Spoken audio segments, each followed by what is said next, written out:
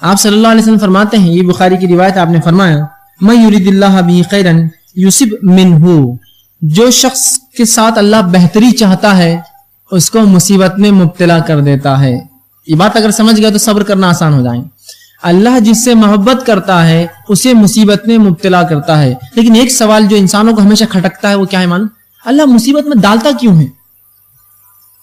یہ بات عموماً لوگوں کے ذہن میں سوال ہوتا ہے, کیوں اللہ مصیبت میں ڈالتا ہے؟ آئیے میں ایک مثال دے کے اس بات کو سمجھاؤں. مثالوں سے بات سمجھنا آسان ہوتی ہے.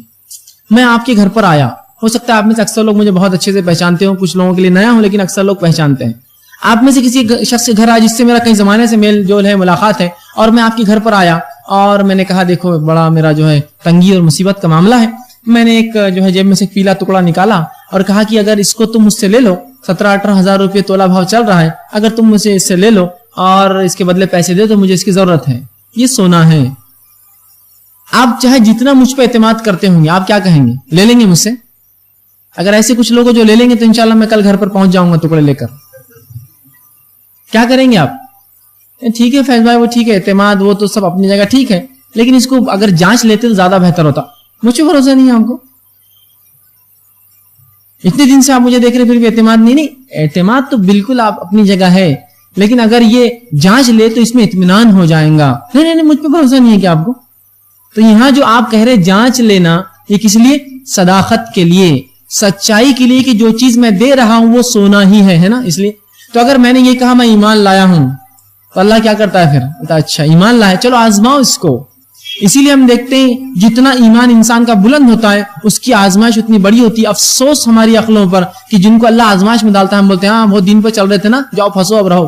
سبحان اللہ, ارے وہ تو آزمائش ہے اس کی, وہ تو چلا اپنے معاملے میں, اب تو کامیاب ہو رہا اپنے اس کے اندر. اسی لیے تو انبیاء علیہ الصلوۃ والسلام کو سب سے زیادہ تکلیفیں دنیا میں آئیں, اور ان میں بالخصوص اللہ کے رسول صلی اللہ علیہ وسلم کو سب سے زیادہ تکلیف پہنچی. اس کے بعد صحابہ, تابعین, اور پھر اس کے بعد جتنے بلند ایمان والے لوگ گزرے, اتنی زیادہ تکلیفیں اور مشقتیں انہوں نے اٹھائی. تو اللہ کیا کرتا ہے؟ جب کسی انسان کا خیر چاہتا ہے, بھلائی چاہتا ہے, اس کو مصیبت میں ڈال کے آزماتا ہے. اور بار بار قرآن میں اللہ نے کم بیش 3 مرتبہ تو یہ کہا, سورہ عنکبوت میں 1 مرتبہ ایک جگہ کہا کہ کیا لوگ یہ سمجھتے ہیں کہ وہ یوں ہی جو ہے چھوڑ دیے جائیں گے صرف یہ کہنے پر کہ وہ ایمان لائے؟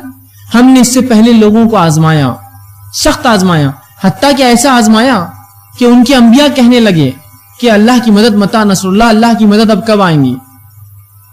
اتنا آزماتا ہے اللہ لوگوں کو جب وہ ایمان کا دعویٰ کرتے ہیں. تو یہاں اللہ کے رسول فرماتے ہیں جب اللہ کسی انسان کو جاننا چاہتا ہے, اس کے ساتھ اچھا خیر کرنا چاہتا ہے, اس کو آزماتا ہے, اس کو مصیبت میں ملوث کرتا ہے تاکہ جانچے یہ اپنے دعوے میں کتنا پکا ہے. میں نے کہا میں اللہ پر ایمان لایا ہوں, چلو اس کو اولاد سے آزما کے دیکھو, مال سے آزما کے دیکھو, اس کی روزی روٹی میں کمی کر کے آزما کے دیکھو, اس کے جسم میں اس کو آزما کے دیکھو, یہ کرتا ہے کہ پورا اترتا ہے کہ اپنے دعوے پر. اور جتنا بلند ایمان, آزمائش اتنی اونچی, یاد رکھیے آزمائش اتنی اونچی.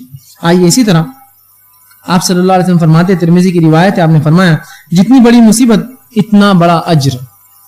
اب وہ مصیبت جو دی جا رہی ہے وہ خود اجر بھی دیتی, یہ نہیں کہ صرف مصیبت میں اللہ آزما رہا ہے بلکہ مصیبت اجر بھی دے. جتنی بڑی مصیبت اتنا بڑا ثواب. اللہ تعالیٰ جن لوگوں سے محبت کرتا ہے انہیں آزماتا ہے, جو راضی ہوتا ہے اللہ اس سے راضی ہوتا ہے, اور جو ناراض ہوتا ہے اللہ اس سے ناراض ہو جاتا ہے.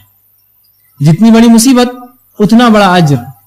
اور اللہ جب کسی کو آزماتا ہے مصیبت دے کر, ٹھیک ہے, تو اللہ جس سے محبت کرتا ہے اس کو مصیبت میں ڈالتا ہے. جیسے انبیاء سے محبت کرتا ہے مصیبت دے کر دیکھتا ہے, صحابہ سے اور ایمان والوں سے تو مصیبت میں ڈالتا ہے. اور پھر اگر وہ راضی ہو گیا بندہ کہ بس اللہ نے چاہا یہ مصیبت آ گئی, بس میں اس پہ صبر کرتا ہوں, تو اللہ اس سے راضی ہوتا ہے. اگر ناراضگی کا اظہار کیا کہ بھائی ہمارے پاس کیوں آئی, ہم ہی کیوں, دوسرے کی فلاں, اس طرح کی کلمات, تو پھر اللہ کیا کرتا ہے, اس سے ناراض ہو جاتا ہے. اسی طرح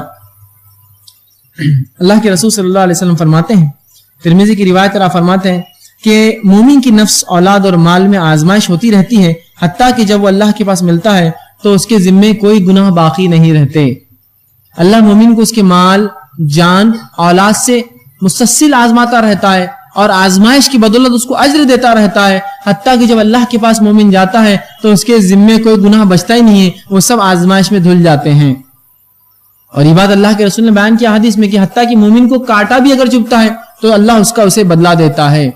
بخار کے تعلق سے آپ صلی اللہ علیہ وسلم، جب آدمی بخار میں ملوث ہوتا ہے، بخار میں مبتلا ہوتا ہے، تو اللہ کے رسول صلی اللہ علیہ وسلم نے فرمایا اس کی مثال ایسی ہے، ایک جھاڑ کے پاس آپ گئے اور اس کو ہلایا اور اس کے پتے گرنے لگے، سوکھا جھاڑ تھا، کہ ایسے گناہ جھڑتے ہوئے شخص کے جو کسی بخار میں ملوث ہوتا، بخار میں مبتلا ہوتا ہے، اس کو بخار آ جاتا ہے، تو اللہ اس کے گناہوں کو اس سے دور کر دیتا ہے۔ تو ہر مصیبت آنے والی کیا ہے، ہمیں اجر دیتی ہے، لیکن ہمیں کیا کرنا ہے، اس پر صبر کرنا ہے، بغیر صبر کی یہ اجر نہیں ملیں گے۔ ٹھیک، اسی طرح